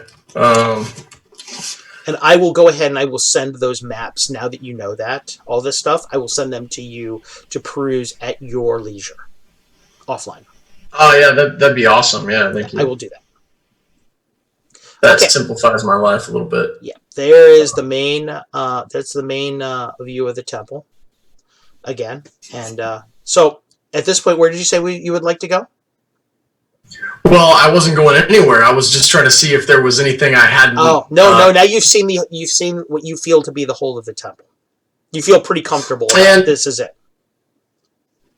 And then, based on what I've done so far, I'm pretty sure that the only entrance exit is the one that we came in. Yes, you were absolutely sure of that. As both Asparian and Mikos will have told you that, and the reason why that is the case is because it's just a defensive measure. Honestly, it's just they wanted to only be able to be attacked one way, and they realized that if their enemies were going to come at them here, escape was not an option anyway, so they'd make a last stand here. So from the outside of the Tenerum, how much of it is even visible? Only that little bit of a shell of that little bit of a raised ground above it. that was kind of, if you remember, where it looked like kind of a mound of stone. Yeah, and I entered by dropping into That's the mouth correct. of the temple. Right. Yeah, it was almost like a well, and that led you to the top of the stairs. Mm-hmm.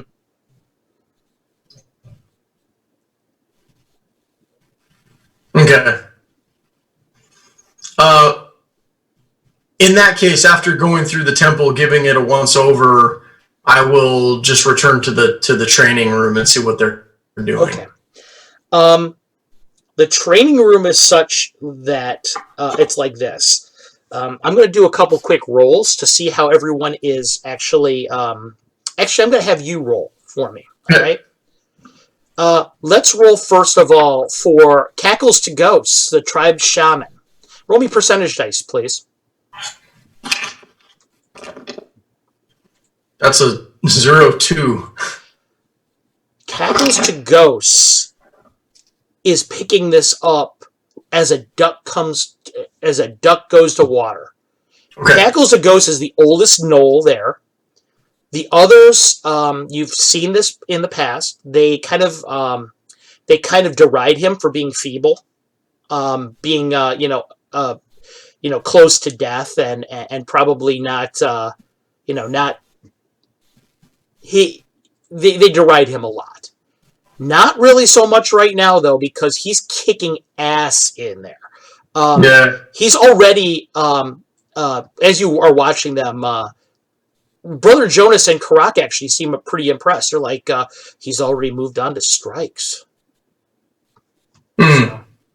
So yeah, he's doing pretty well. Now go ahead and roll me another percentage die. This is for her Garanka. 52. Her Garanka is also doing very well. Her Garanka his tendency is to rely too much on his great physical strength, though. It's grasping the subtlety of their style is a little bit difficult for him. Go ahead and roll me again for percentage dice. This is for Iluka. 65. Iluka, with her bonus on that, because of who she is and her demeanor, she is the one that is practicing strikes with Cathar, Cackles the Ghost. Iluka the First Bloodied, as her nickname is. She's pretty martially strong, fast, strong. Her balance is pretty natural. Things are coming to her pretty easily, but it's really her demeanor. She will not quit until she's the best. And because Cackles to Ghosts is so good and taken to it so well, she's getting a little frustrated because she can't possibly be second best. Right. So you can tell that she's going to be obsessed with this. She'll probably bug the hell out of Jonas and Karak and Aramina after this. Just keep drilling me until I drop of exhaustion, pretty much. Go ahead and roll me another percentage die. 88. Okay, so they've got one of their hunters, Zergurt. Zergurt is terrible at this. Okay, he's still struggling with footwork. He's their best hunter and their best tracker. And Sister Armina is trying to be gentle with him and encourage him that he's going to be okay with this. But it's hard when the rest of the gnolls around you are doing well, and their society is so caste-based. Nobody wants to be the Omega, So he's really, really having a hard time with it. Okay, roll me again for Razark. 77. Razark is a good warrior of theirs, but he's also in the same boat as Zergurt. And it's fortunate that he's also bad at it, because neither one of them is so demonstrably worse than the other that nobody's going to end up getting picked on over it. And finally, I'm going to make you roll a general roll for all 7 of their female gnolls. That's a 35. Okay. Roll me a 6-sider now. Or an 8, excuse me, 8. 6. Okay. One of them is actually quite good. at it. The others are average at best. They're non-combatants for the most part, but they're still gnolls. Okay, so they're still pretty ferocious, and none of them wants to again appear to be an omega. But there's one of them that is actually demonstrably better than the others. Okay. Okay, now we'll go over to your actual people. Calissa, roll me a percentage die with her disadvantages. Hey, Canadian, good to see you. 02. Okay. Halfway through this combat, you know what Brother Jonas says, looks over at Karak. He says, do you remember Father Muhammad? Yeah. There's no way. I don't even know that style. Trust me, I think that she could pull this off. So they start teaching her this style. And it is all based around her stumbling around and bumbling and being really very difficult to predict her movements and stuff like that. As somebody that you that would know meta, they're teaching her drunk boxing. Mm. And she picks it up really well. She's like, okay, do this. Oh, I can do that. That's no problem. I just walk this way, I'll fall over myself. So she's actually taking to it really, really well. Okay. Has a lot of minuses to it, and doesn't pack much of a punch, but it may actually help her in the field, being able to slip some punches. Make me another roll. Are you having Asperian train this? He does whatever he wants. I don't tell him anything. Make me a percentage die roll. Percentage dice is 9. Asperian watches this whole thing. Okay, he just is impassive and quiet with his spear in the back. And you're watching this happen and everything go forward. And at one point in time, he comes up to one of the female gnolls and says, no. Foot here. Hand up higher. And he's teaching the style. And she looks over at Aramina, this gnoll. She goes, that's right. Go ahead and do as he says. So you can tell all he's been doing, he's been watching and learning the style just by sight and figuring out how it works. He's that good of a warrior that he can take it apart and reconstruct it in his mind and sees what the end game and the goals are of the style. Just his amazing amount of knowledge as far as being a warrior goes. So he's actually every once in a while will chime in and say, that over here. No, that your technique's improper. Do this. He'll take his spear and kind of like lift up somebody's arm a bit or bend their knee slightly. That kind of thing. So he's actually learning a lot, you can tell too, but it's just in a different way. And I believe that is Norik. Please make me a percentage die for Norik.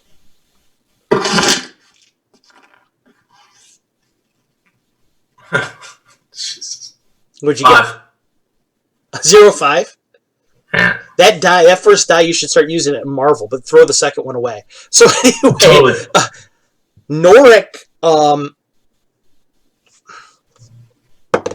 Norik kind of is having a hard time with this at first. You can tell. But after a while, he kind of just starts mumbling under his breath. He says, I just need a minute. And starts walking around the room. He's holding on to this holy symbol and kind of mumbling under his breath. And when he comes back, he has like a whole new demeanor, it seems like, a whole new attitude, way of projecting himself. It's like he's totally locked in war. Let's do this. And by the time he's done working on that, he's actually sparring slightly with... when I say slightly, Brother Jonas is obviously taking it very easy on him.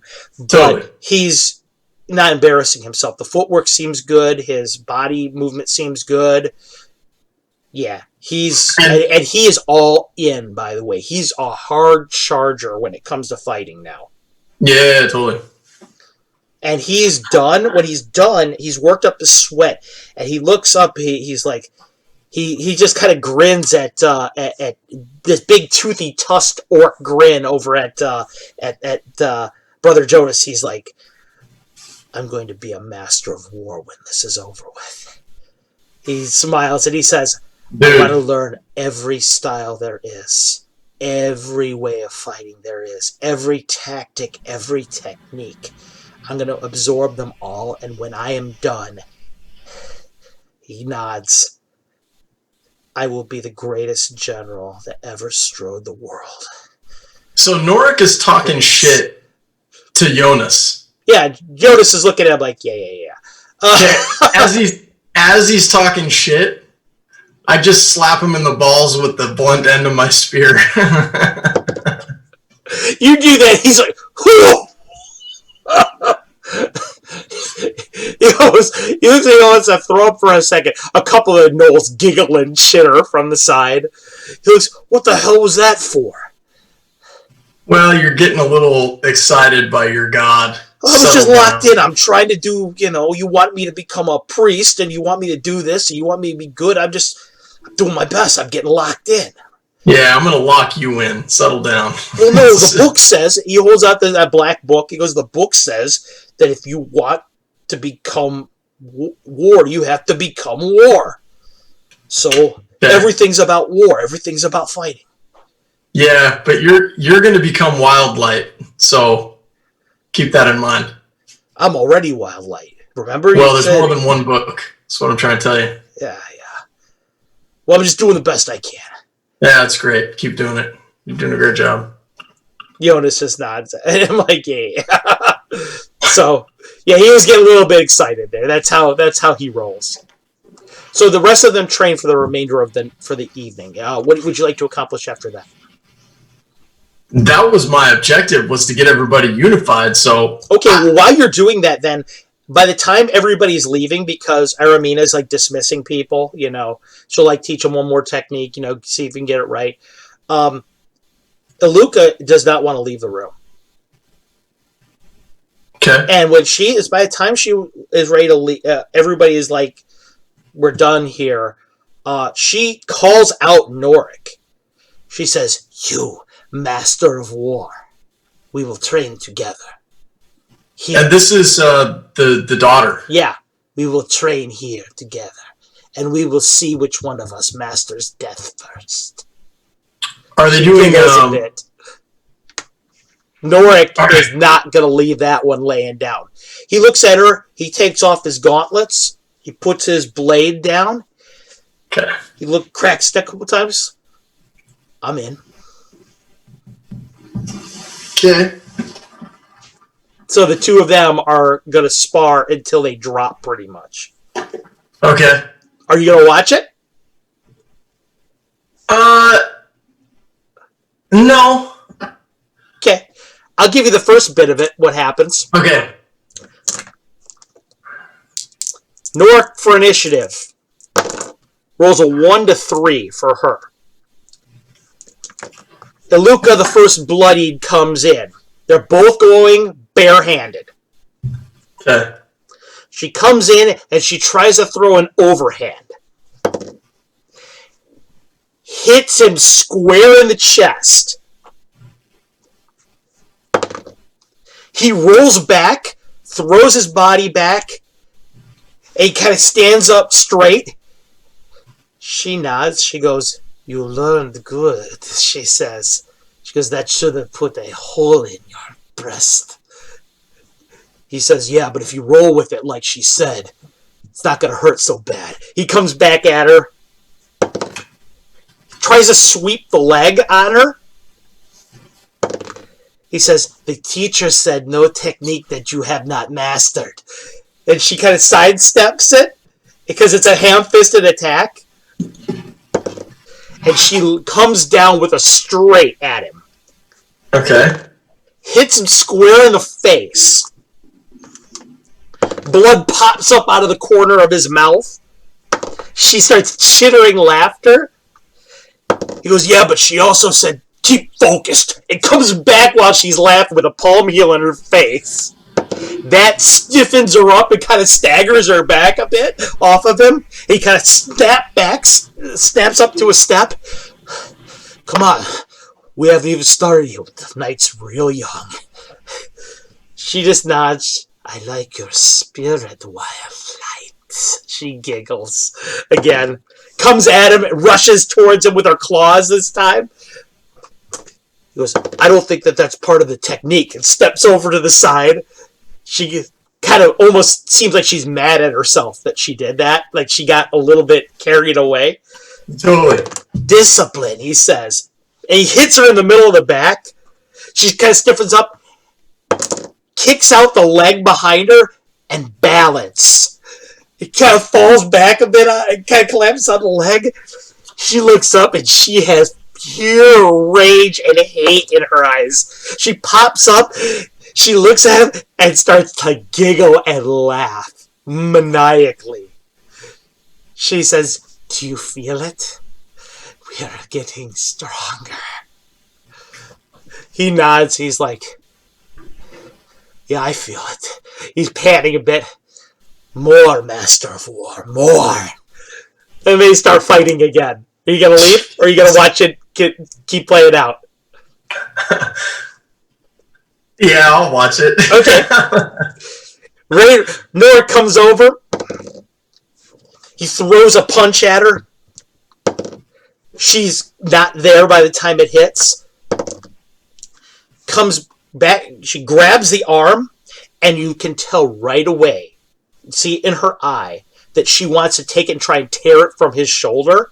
But instead, she comes up with a punch underneath the arm. It probably would have broken his arm, but something weird happened. She wasn't going full on. Instead, it just lifts him up off the ground. You hear him go, whoa! Kind of lifts up, tries to grab her and go with it. He grabs it and goes with it and tries to pull her over his shoulder into a throw. Doesn't really work out. She's too heavy for him. So she just kind of grabs, shoves him off of her arm. She looks at him. And they're both squaring off, looking at each other. You can tell that there's truly some acceptance of the pack there, because otherwise she would have tried to kill him. She would have broken his arm, but she didn't. Instead, Norik comes at her. This time he hits her square in the muzzle with a ridge hand. Kind of forward ridge hand on that. Ooh. This knocks her back like 5 steps into the wall. Your eyes are tearing up a little bit from the shot to the nose. A little bit of blood in the corner of her mouth. He's like, oh man, I didn't mean to hit you that hard. Sorry. It is a good lesson. Come, let's go. Alright. He follows it up and comes in. Punches. This time she ducks. Hits the wall. You hear him just yell out in pain. Kind of ducks under there. Shoves him back. Both hands. Hits the ground, kind of skitters back. Ooh, yeah, that one hurt. I think we're both done. She nods. She looks over at you, Rainmar. Looks at you. Wildlight. What do you say? Good? About what? The fight. Good?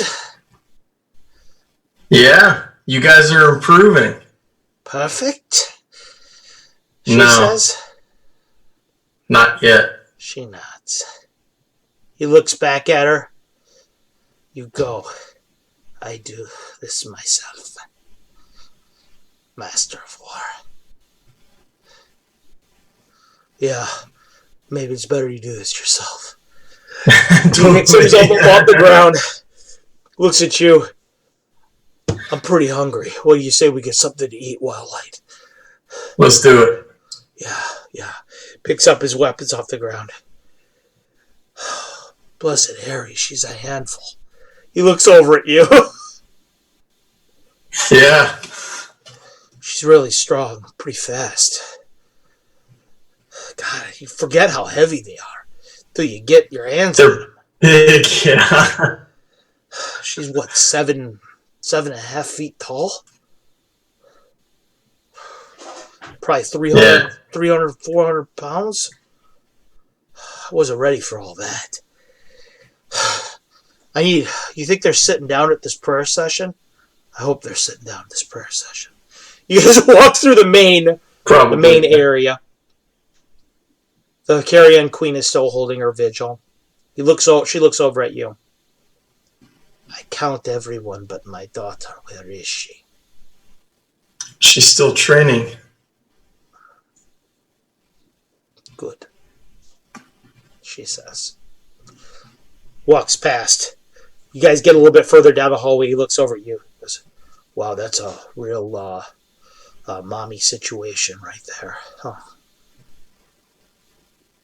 Yeah, shoot. I wonder what it'd be like getting raised by her, huh? Yeah, well, I don't want to think about it. Yeah, well, you may have to think about it sooner rather than later. You know what's coming, right? I have a pretty good idea, yeah. Right. What were you going to do?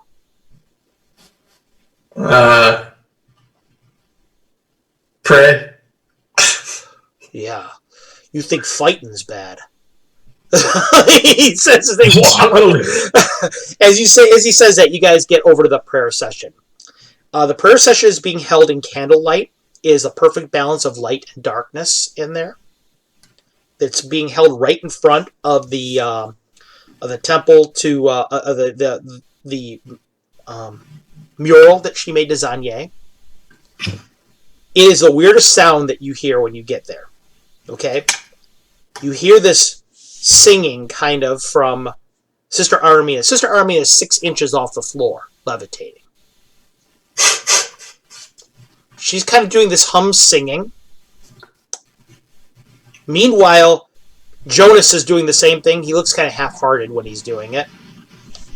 But Brother Karak is leading all of the gnolls in this chorus where they're doing this kind of a growl hum noise. Just the tone of it.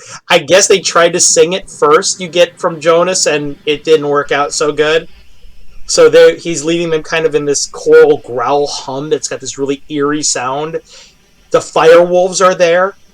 Monty is there, and they're all just growling around in this pack, communal kind of this weird, undulating sound with the flickering of the lights. It's really an eerie kind of vibe.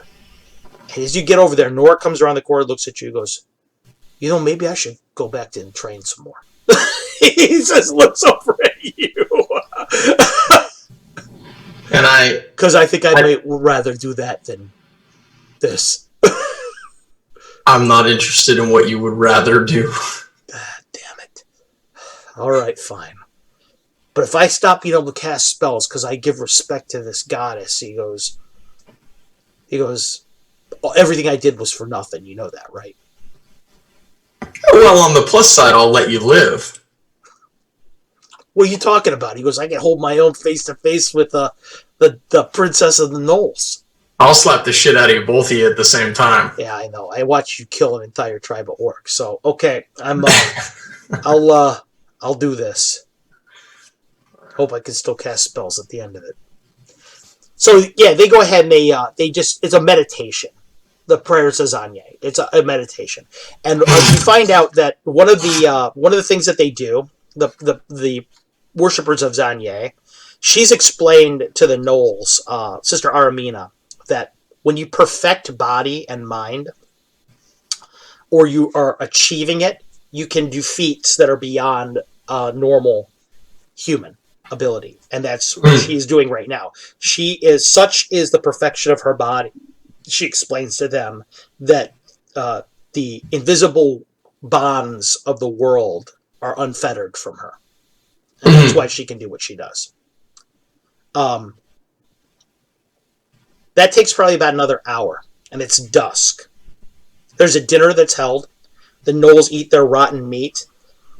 Most of your compadres, as it should turn out, make themselves extremely scarce during that time. the word has gotten out from Calissa and Trotty that they might want them to eat like that as well. So they make sure that they're nowhere around so they don't have to do that. Are you going to partake in it? No, I'm going to go back to Demetrios's room back to the crypt and finish my work for the night. Because I figure we're getting close to the end of the episode. You're getting very close to the end of the episode. Yeah. Okay. You're done with the crypt. You're done your work there. You're tired. It's been a long night, long day. You go back to Demetrios's room. Norik is curled up in the corner sleeping. Monty's sleeping. Sister Aramina she's taken, now that she's healthy, she says that she's going to find her own place in the temple. A place that's a good balance of shadow and light. So it's basically the three of you guys in there. All right. Predictably, when you lay down, in about maybe 10 minutes later, somebody's walking into the area, into Demetrios's room. Avaraxis. The Carrion Queen's features at the side of your bed are lit up in shadow in the undulating darkness. She looks at you. She starts peeling off her armor. Doesn't say a word. Puts her weapons down. Norik is looking at you two. Monty's looking at you two. Norik goes, should I leave? No. Actually, you should stay and I should leave. There. She goes, this is not uncommon. In the den, this is how things are done. Yeah, well, we're not in the fucking den. So. She crawls into your bed, all 7'7" of her, all 450 pounds of black pelted Knoll, her jet black fur, her greenish, burning feral eyes, reaches down, touches your skin with her soft, kind of leathery paws. Right. And as she does it, she looks like she's trying to figure out texture and things like that. It's like she's like, this is really alien to her. So she's just kind of soaking in the experience. Mm-hmm. Leans down, starts sniffing at your ears, at your neck, starts nuzzling your face. You feel the heat of her fur up against her. The scent of her womanhood is strong in the air. Are you going to do this? Yeah, I'm half Knoll. What the fuck do I care? Okay. So it's no more weird than a half elf crawling into my bed. As scarred by this experience as you're going to be, no one is more scarred than Norik, who's being forced to watch it on the other side of the room. No, him and the fucking dog are out of the room. Okay, well you're gonna thumb him out of there when you're getting ready, kind of behind her back. You're kind of like skedaddle. Get the fuck out of here. He just nods and he's like, "I'm out, y'all." He kind of grabs Monty and kind of takes her on the way. You and the Knoll Queen begin to lay with one another. It is quite an experience. There is no such thing among the Knolls as lovemaking. There is mating, and mating is kind of a combat rite, like anything else in Knoll culture. It's pretty rough. It's pretty intense. Her weight is immense, but fortunately, Knolls, being like hyenas, tend to do things like animals do. So it's not like her weight is on you the whole time. Yeah, this is almost as combative as my time with the captain. Actually, this is going to be a little worse. You're going to come out of here with scrapes and scratches and bite marks and hickeys and all kinds of things. I mean, I was being sarcastic. Yeah, it's rough. I mean, and by the time she's done, when you're both done, and it's actually remarkably, fortunately, considering the violence in the act, it's over fairly quick. Okay. Yeah. When she's done and she's laying there at your side of the bed, she curls you up close to her stomach, kind of, and she draws on your face in your blood, both of your shared blood, because you drew blood on her too. She draws a violent man. This kind of sigil on your forehead, a little bit in your blood. She says, "This will mark you to the others. The other females will now know." Yeah, except for I'm going to mount all of them too, but anyway. She nods. And are you going to go to sleep that way? Or do you think you can go to sleep with this fucking gigantic gnoll here, this savage beast that's behind you, evil to the core in alignment, that's kind of cuddling you from behind? Are you going Here's the deal. Here's the deal. Rainmar gives no fucks whatsoever. Well, you just did, kind of, but I can sleep in the middle of a battlefield. This girl. I see the chat, by the way, just went insane, so I gotta take a look at a couple of these. So he goes, and now Rainmar is prego. Never go full Knoll. I like these one-on-one sessions, especially with the players. Jeremy, now Rainmar is prego. This should technically be rolled as a battle scene. Body fluids for everyone. It's good to be the queen. Awesome. Awesome. Snuggling is best after animal banging. It's true. It's true. And as you go to sleep on the evening, you do so with pretty good feelings about what happened. The temple has been reinforced. The army is growing stronger and more more cohesive.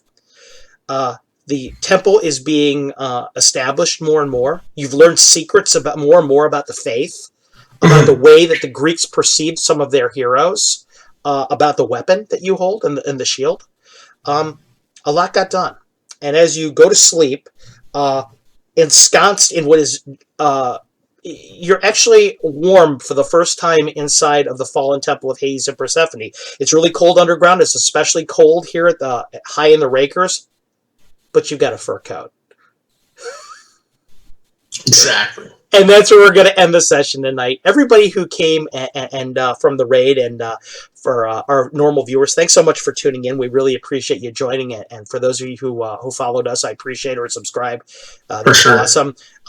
Jeremy and I were just talking before we went live about how much we love these solo sessions, and I saw that Scottish Jeff mentioned that, and I love these too, because you get a chance to really go one-on-one with these players and get in depth with their character and get a lot done that maybe you wouldn't have done in a session where I'm dealing with 6 or 7 or 5 full PCs where I'm having to share time and be fair to everybody. So this was a lot of fun. I had a great time, and the Carrion Queen for Thaz, Thaz Ravencaller, as she's known, she had a good time too. Jesus. So, for myself, Carlos A. Slicing, Dungeon Master of the First Betrayal campaign, Castle Entertainment owner and lead designer, and for Jeremy Brazil, Raybar the Wildlight, champion of the Hellenes, and king of the Ghost Walkers. You guys have a good night, and we will see you. We'll be putting up online notices about when you guys can check us out next. Until then, have a great evening. See you guys.